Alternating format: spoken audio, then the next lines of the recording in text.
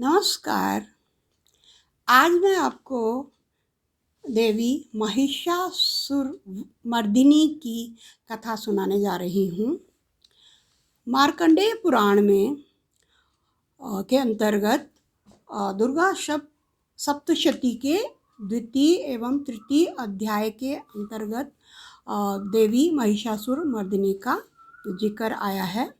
इसके अनुसार पूरे काल में देवों और असुरों में घोर युद्ध हुआ और वो युद्ध इतना लंबा चला कि करीब 100 वर्षों तक वो चलता रहा और अंततः देवताओं को पराजय हाथ लगी। असुर जीत गए। उनका जो राजा था महिषासुर, वो इंद्र को हटा के उसके आसन पे आसीन हो गया और इंद्रलोक का राजा वो बन गया महिषासुर। सारे देवता दुखी और हारी हुई स्थिति में इकट्ठे होके शिव जी के पास आए और विष्णु भगवान और शिव जी को अपनी व्यथा कथा सुनाई। उनकी पीड़ा सुन के, उनका दुख सुन के भगवान को बहुत गुस्सा आया और शिव जी और विष्णु भगवान ने को क्रोध के साथ उनके अंदर बहुत सारा तेज उत्पन्न हुआ और बाकी सारे देवता भी क्रोधित अवस्था में थे। उनमें भी जो तेज था सारा एक साथ एकजुट करके एक स्त्री का निर्माण किया उन देवताओं ने, सबने। तो जो शिव जी के तेज से उस देवी का मुख निर्मित हुआ और विष्णु भगवान के तेज से उसकी बाहें बनी और ब्रह्मा जी के तेज से उसके चरण बने। इसी प्रकार अन्य देवताओं के तेज से उस देवी के अन्य अंग निर्मित हुए और जब वो देवी का पूरा निर्माण हो गया तो सभी देवताओं ने मिलकर अपने अपने अस्त्र भी उसको प्रदान किए। सबसे पहले शिव जी ने देवी को अपना त्रिशूल दिया, विष्णु भगवान ने अपना चक्र दिया और वरुण ने शंख दिया और वायु ने उसको धनुष बाण दिया और इंद्र ने अपना वज्र दिया। इस प्रकार और भी देवताओं ने अपने अपने आयुध देकर देवी को सुसज्जित किया, आयुधों से सुसज्जित किया। अब ये जो देवी पूरे अस्त्र शस्त्र और तेज से परिपूर्ण देवी ने जब वो तैयार हो गई युद्ध के लिए पूरी तरह, तो उन्होंने अट्टहास पूर्वक गर्जना की।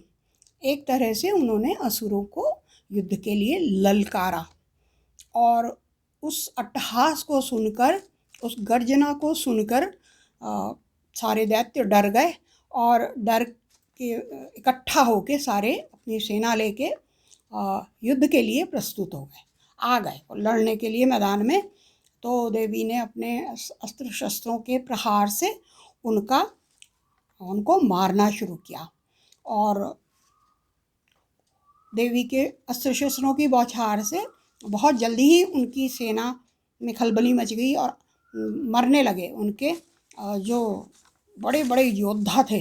बाकी सेना को तो मार दिया, जो बहुत बड़े बड़े योद्धा थे असुरों के, जिनमें से प्रमुख हैं दुर्मुख, अंधक, उग्रवीर्य और महाहनु।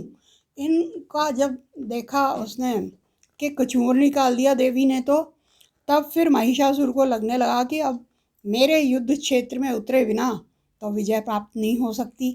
तो फिर वो भी युद्ध क्षेत्र में आ गया लड़ने के लिए देवी के साथ।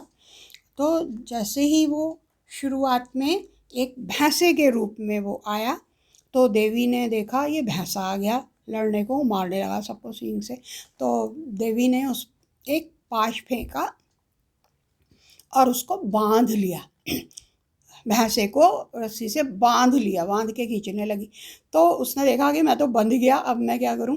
तो उसने फट से रूप बदल लिया और वो हाथी के रूप में प्रकट हो गया और हाथी बनते ही देवी ने फिर दूसरे अस्त्र शस्त्र चला के उसकी सूंड काट दी। सूंड कटते ही वो फिर से वो मनुष्य के रूप में आ गया और मनुष्य के रूप में आने पे फिर देवी ने उसको बाणों से बीन दिया और फिर वो सिंह के रूप में आ गया।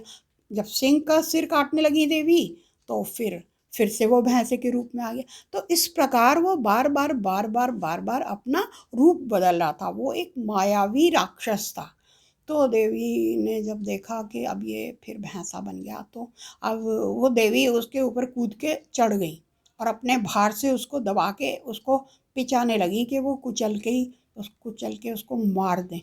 तो उसके जब वो पिचने लगा तो मुख से वो अपना कोई दूसरा रूप धरने लगा कि मैं किसी और रूप में प्रकट हो जाऊं और फिर मैं लड़ूंगा। तो देवी ने, जब वो आधा ही अभी बाहर निकला था, तो देवी ने अपनी तलवार से और मतलब अपने अस्त्र शस्त्रों का प्रयोग करके, चाहे त्रिशूल और जिस भी चीज़ से, उसका गला काट दिया और गला कटते ही उसकी मृत्यु हो गई। और इस प्रकार देवी ने असुरों की सेना का नाश किया। फिर से इंद्र का राज्य स्थापित हुआ और देवताओं को अपना राज्य वापस मिला। ये है महिमा महिषासुर मर्दिनी देवी की। धन्यवाद।